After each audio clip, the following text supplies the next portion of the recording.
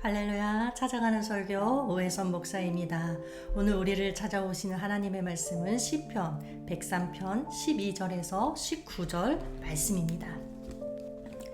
동이 서에서 먼 것 같이 우리의 잿가를 우리에게서 멀리 옮기셨으며 아버지가 자식을 궁휼히 여김같이 여호와께서는 자기를 경외하는 자를 궁휼히 여기시나니 이는 그가 우리의 체질을 아시며 우리가 단지 먼지뿐임을 기억하심이로다. 인생은 그 날이 풀과 같으며 그 영화가 들의 꽃과 같도다. 그것은 바람이 지나가면 없어지나니 그 있던 자리도 다시 알지 못하거니와 여호와의 인자하심은 자기를 경외하는 자에게 영원부터 영원까지 이르며 그의 의는 자손의 자손에게 이르리니 곧 그의 언약을 지키고 그의 법도를 기억하여 행하는 자에게로다. 여호와께서 그의 보좌를 하늘에 세우시고 그의 왕권으로 만유를 다스리시도다. 아멘. 하나님의 말씀이었습니다. 우리 심령 깊은 곳에 주님께서 친히 우리에게 말씀해 주실 줄로 소망 가운데 확신합니다. 자, 오늘 우리가 읽은 시편 103편은 다윗의 시인데 여호와를 경외하는 자에게 주시는 복에 대해서 이야기하고 있습니다. 하나님을 경외하는 자에게 주시는 복, 그 복을 우리도 꼭 받아야 합니다. 그렇다면 여호와를 경외한다는 것은 과연 어떻게 하는 것을 말하는 것인가? 여호와를 경외한다는 것은 18절 말씀에 나와 있죠. 곧 그의 언약을 지키고 그의 법도를 기억하여 행하는 자에게로다. 하나님을 경외하는 구체적인 방법은 그분의 법도를 기억하고 행하는 것이라고 합니다. 다시 말하면 하나님을 경외하는 자, 즉 진정한 성도란 말씀을 아는 자가 아니라 그 말씀을 온전히 지키고 행하는 자라는 것입니다. 물론 아는 것은 매우 중요합니다. 알지 못하면 누가 그것을 행할 수 있겠습니까? 그러나 아는 것만으로는 모든 것이 해결되는 것이 아니라 깨달아 알게 된 원리나 원칙을 내가 응용해서 실천할 때, 그러니까 행할 때 바로 그때에 그에 합당한 결과물이 만들어지는 법입니다. 그런데 많은 성도들이 듣고 배우고 익히기에는 열심일지 모르지만 행함이 없는 삶, 즉 세상의 가치관, 예를 들면 자신의 이익만을 따르는 삶 또는 물질을 최우선으로 두는 그런 삶을 살아가고 있을지도 모르겠습니다. 요즘 젊은이들이 결혼할 때 상대방 배우자의 조건을 그 부모가 부자인지 아닌지를 본다고 합니다. 참 씁쓸한 현상이죠. 지식으로는 우리가 말씀을 습득하지만 그 말씀이 나의 삶에 아무런 영향도 주지 못한다. 그리고 내가 예수님 닮은 인격으로 변화가 생기지 않는다. 그렇다면 과연 우리 주님께서 그 믿음을 인정해 주실까요? 예수님은 말씀하셨습니다. 나더러 주여 주여 하는 자마다 천국에 다 들어갈 것이 아니요 다만 하늘에 계신 내 아버지의 뜻대로 행하는 자라야 들어가리라. 자, 비록 선지자의 직분을 감당했던 자라 할지라도 또 주의 이름으로 놀라운 권능을 행하던 자라 할지라도 말씀을 지키지 않는다, 말씀에 순종하지 않는다. 바로 이것은 천국에 들어갈 자격이 없음을 분명히 우리 예수님께서 말씀하신 것입니다. 사랑하는 성도 여러분, 어떻습니까? 과연 아는 것만큼 행하는 삶을 살아가고 있습니까? 그래서 말씀의 열매, 또 성령의 열매를 여러분들 맺고 계십니까? 간혹 이스라엘 백성의 그 지속적인 불순종을 보면서 쉽게 이런 식으로 단정해버리는 경우도 있는 것 같습니다. 원래 인간은 죄성을 가진 존재라 하나님 말씀대로 절대 살 수 없어. 이스라엘 백성들도 그 수많은 기적과 은혜를 체험하고도 계속 불순종하잖아. 그것만 봐도 알 수 있지. 인간은 누구나가 다 그런 존재야. 그래서 잘못하고 회개하고 또 죄짓고 회개하고 이걸 반복하는 게 바로 인간이란 존재야. 여러분들 맞는 말 같지만 가만히 한번 생각해 보세요. 성경에 이스라엘 백성들의 지속적인 그런 불순종이 기록된 것은 인간의 연약함을 당연히 여기고 합리화하라고 기록되었을까요? 절대 그렇지 않습니다. 성경에 기록된 다윗의 간음죄, 살인죄 그것만 봐도 그렇죠. 다윗도 살인죄, 간음죄를 저질렀으니 우리도 그래도 된다는 것을 말하는 것이 아닙니다. 여러분들, 우리 인간의 그 본성을 제대로 잘 알고 민감하게 깨어 있어서 죄와 싸우라고 그것을 성경에 기록한 것입니다. 얼마나 철저하게 말씀의 그 예리한 나를 세워서 나 자신을 점검하고 또 채찍질을 해야 내가 말씀대로 살 수 있는지를 역으로 말해주고 가르쳐주고 있는 것입니다. 물론 우리는 연약해서 쉽게 넘어지고 죄를 범합니다. 완벽한 사람이 될 수는 없습니다. 하지만 그럼에도 불구하고 말씀에서 떠나지 않으려고 노력하는 그 몸부림 자체를 우리의 하나님은 귀하게 보십니다. 그래서 그런 자에게 말씀대로 행할 능력을 부어 주시는 것입니다. 결국 내 능력으로 말씀을 지켜 행하는 것이 아니라 우리 하나님께서 주시는 그 능력으로 내가 순종하고 하나님을 경외하는 자가 되는 것입니다. 그리고 하나님을 경외하는 자에게 어떤 복을 주시느냐? 긍휼히 여겨주신다고 합니다. 13절에 나와 있는 말씀이죠. 아버지가 자식을 긍휼히 여김같이 여호와께서는 자기를 경외하는 자를 긍휼히 여기시나니. 자, 하나님께서 왜 우리를 긍휼히 여기실까요? 우리의 연약한 체질을 잘 아시기 때문에 그렇습니다. 14절 말씀이죠. 이는 그러니까 하나님이 우리의 체질을 아시며 우리가 단지 먼지뿐임을 기억하심이로다.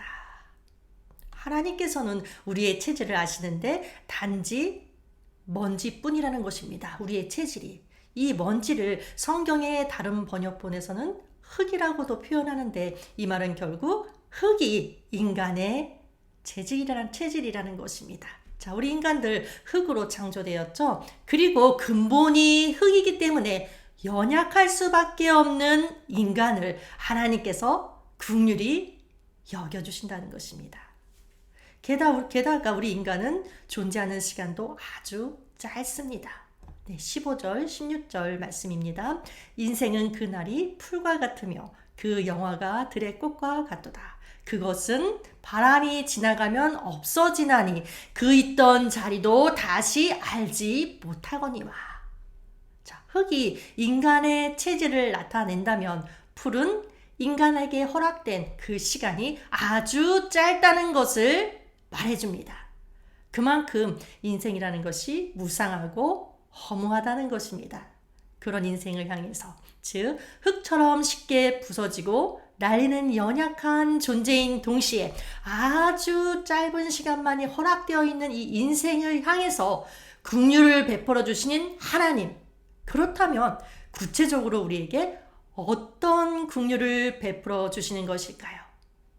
먼지 같고 풀과 같은 인생이 영원을 바라보는 존재가 된다는 것입니다. 여호와를 경외하는 자를 긍휼히 여겨서 영원한 하나님의 나라, 영생을 갖도록 해주신다는 것입니다. 그런데 우리를 향한 그 하나님의 사랑을 인간의 부모와 자식의 사랑에 비유해서 설명하고 있습니다. 왜일까요? 자, 아버지가 자식을 긍휼히 여김같이 여호와께서는 자기를 경외하는 자를 긍휼히 여기시나니. 아마도 사랑이란 이름으로 이 세상에 존재하는 모든 것 중에서 하나님의 사랑을 가장 많이 닮은 것이 있다면 바로 우리 부모의 사랑이기 때문일 것입니다. 아기가 태어나면 부모는 아기가 요구하지 않아도 모든 필요를 채워줍니다. 이처럼 하나님께서는 우리를 향해서 무조건적이고 일방적인 사랑으로 사랑을 주신다는 것입니다.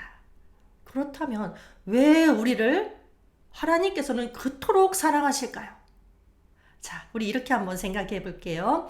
만약 누군가가 당신은 왜 자녀를 사랑합니까? 라고 묻는다면 딱히 대답해 줄 말도 없을 뿐더러 대답할 이유도 없을 것입니다. 오히려 그것을 묻는 사람이 더 이상한 사람 취급을 받을 것입니다. 여러분들 생각해 보세요. 이스라엘 민족이 특별해서 그들을 선택하시고 가나안 땅으로 이끄셨던 것입니까? 아닙니다. 아무런 조건도 없이 아무런 이유도 없이 무조건적으로 그들을 사랑하시고 택해서 불러주신 것입니다. 우리도 마찬가지입니다.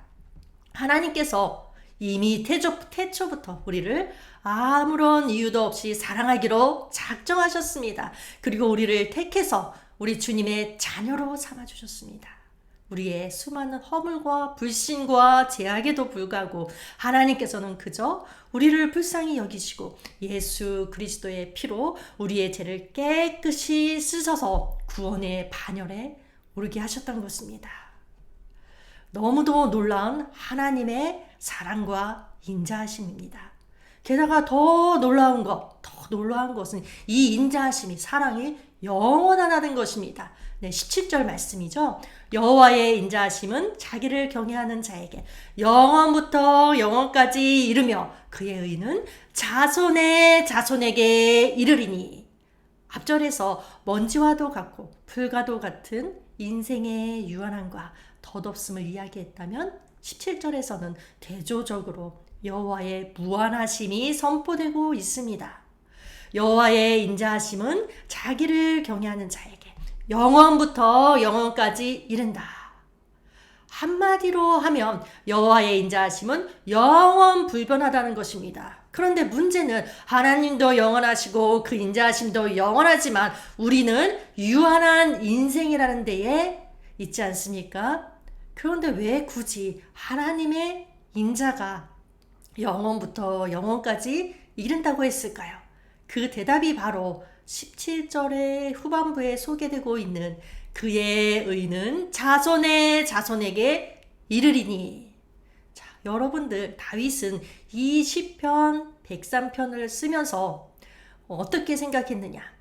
다윗은 하나님을 경외하는 자가 받을 놀라운 축복을 자신만의 것이라고 여기지 않았습니다. 오히려 자신이 하나님 앞에 온전히 세워짐으로 그의 후손까지도 동일한 하나님의 축복을 받아 누릴 수 있을 것이라 믿었던 것입니다. 실제로 하나님께서는 다윗 언약을 통해서 그의 후손 대대로 영원히 왕위가 계속될 것을 약속해 주셨습니다. 물론 무조건적으로 자녀들이 축복을 받는 것은 아니지만 하나님 앞에 온전히 서기만 하면 누구도 누릴 수 없는 아주 놀라운 그 축복의 혜택을 약속해 주셨던 것입니다. 성도 여러분, 여러분들은 후손을 위해 무엇을 준비하며 살고 있습니까? 혹시 우리의 삶을 죄의 영향력 아래 둠으로써 자손들에게 저주와 죽음과 파멸을 유산으로 준비하고 있지는 않습니까? 자, 하나님의 사랑에는 두 종류가 있습니다.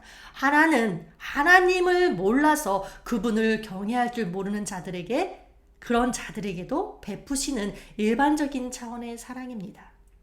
예를 들면 이런 게 있겠죠. 악인이나 선인이나 똑같이 해를 비춰주시고 비를 의로운 자와 불의한 자에게 똑같이 내려주시는 것입니다. 이것은 믿는 자나 믿지 않는 자나 똑같이 베풀어 주시는 하나님의 사랑입니다. 안 믿는 자라고 해서 햇볕도 안 비춰주시고 비도 안 내려주시고 그러지 않으십니다. 그런데 또 다른 하나의 사랑은 하나님을 알고 하나님을 경외하는 자들에게 베풀어 주시는 각별한 사랑이 있습니다. 경외란 곧 말씀을 알기만 하는 것이 아니라 그 말씀을 온전히 지키고 행하는 것을 말한다고 했습니다. 그런 자들에게 주어지는 복은 긍휼히 여겨주신다. 그래서 영원한 하나님의 나라, 영생을 갖게 하고 자손의 자손에게 이르는 영원한 사랑을 베풀어 주신다. 이런 영적인 복을 우리에게 베풀어 주신다면, 그렇다면 우리의 현실 속에서 우리의 일상의 삶 가운데 우리에게 베풀어 주시는 복은 무엇이 있을까요? 아마 이것이 우리의 삶 속에서 더 현실적으로 느껴지고 경험하는 것이기에 우리에게 더 와 닿을 것입니다. 자, 여호와를 경외하는 자에게 첫 번째는 여호와의 친밀하심이 있습니다. 시편 25편 14절 말씀이죠. 여호와의 친밀하심이 그를 경외하는 자들에게 있으며. 자, 하나님을 믿노라 하지만, 그래서 내가 힘들고 어려울 때 의지하기는 하지만 하나님이 아주 나와 가깝게 친밀하게 느껴지지 않는 분들이 있습니다. 왜냐하면 이 친밀함은 누구에게나 주는 것이 아니라 여호와를 경외하는 자들에게만 주시는 은혜이기 때문에 그렇습니다. 믿노라 하지만 말씀에 순종하려 하지 않고, 아니 순종하지 않으려고 한다기보다는 순종할 생각조차 하지 못할 수도 있습니다. 교회에서는 말씀에 아멘 하지만 세상에 나가면 세상과 벗하며 세상을 따라 살아가는 것을 당연하게 여긴다는 것입니다. 그러면 교회에서 아무리 봉사를 많이 하고 헌금을 많이 한다 할지라도 여호와를 경외하는 자의 모습은 분명 아닙니다. 자, 여러분들 이런 자에게 여호와의 친밀하심은 없습니다. 그러나 여호와를 경외하는 자에게는 저 멀리 계신 하나님이 아니라 나의 일상 가운데 들어오셔서 나와 함께 하시고 나에게 말씀하시고, 그래서 나와 함께 대화하시고 정말 내 옆에 계신 것처럼 느낄 수 있는 그런 친밀함이 있습니다. 나를 창조하시고 우주 만물을 창조하신 하나님과 친밀함이 느껴진다면 과연 세상에 부러울 것이 있을까요? 자, 없을 것 같습니다. 아마 세상에 나보다 더 행복한 사람이 있으면 나와봐라 라고 외칠 수 있을 정도의 행복감을 가질 수 있을 것입니다. 자, 이제 두 번째, 여호와를 경외하는 자에게 어떤 또 복을 주시는가? 자, 우리가 힘든 것은 어떤 선택의 상황에 있을 때 내가 어떤 길을 선택할 것인가? 그것이 가장 힘들고 어려운 것 같습니다. 그런데 그런 선택의 길에 있을 때 선택할 길을 가르쳐 주시는 인자하심이 있습니다. 자, 시편 25편 12절 말씀입니다.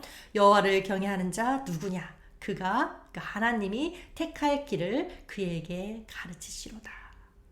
자, 인생을 살아가면서 우리가 자주 접하게 되는 어려운 상황 가운데 하나는 선택의 기로에 서 있을 때입니다. 그래서 기도도 하면서 어떤 길을 내가 가야 할지 알려달라고 떼쓰면서 기도합니다. 물론 기도해야지만, 그러나 떼쓰기 이전에 먼저 내가 여호와를 경외하는 자가 되어 있어야 한다는 것입니다. 왜냐하면 여호와를 경외함이 지혜의 근본이기 때문에 그렇습니다. 그러나 사랑하는 성도 여러분, 우리의 인생이 어떻게 형통하기만 할 수 있겠습니까? 우리의 삶은 잘 풀리지 않고 힘들 때가 더 많을지도 모릅니다. 다윗도 마찬가지였습니다. 그러나 다윗은 그런 상황에서 내 영혼아 여호와를 송축하라, 내 속에 있는 것들아 다 그의 거룩한 이름을 송축하라 라고 합니다. 이런 다윗의 외침에는 하나님을 찬송하지 않을 수 없는 벅찬 감격과 환희가 그 속에 내재되어 있습니다. 여러분, 무엇이 다윗으로 하여금 이처럼 벅찬 감격과 환희에 빠지게 했을까요? 무엇이 그로 하여금 하나님의 이름을 송축하도록 했을까요? 그것은 바로 죄인을 긍휼히 여기시는 하나님의 인자심 때문이었을 것입니다. 죄를 제대로 갚지 않으시고 용서하시는 하나님의 은혜 때문이었습니다. 이는 오늘 우리들이 하나님을 영원히 찬송할 이유이기도 합니다. 왜냐하면 우리는 하나님의 인자하심 때문에 죄에서 구원을 받고 하나님의 자녀로 살아가기 때문입니다.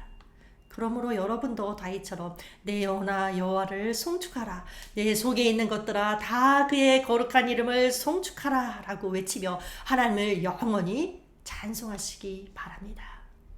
지금 깊은 인생의 시련을 경험하고 있다 할지라도, 도저히 내 입에서 찬양의 고백이 나올 수 없는 상황에 처해 있다 할지라도 지나온 시간들을 생각해 보세요. 자, 우리가 살아왔던 발걸음, 그동안 우리를 인도하셨던 주님의 그 은혜, 지금까지 우리와 함께 하셨고 우리를 도우셨고 우리를 긍휼히 여기시면서 인자와 긍휼로 우리를 인도하셨던 주님을 기억하시기 바랍니다.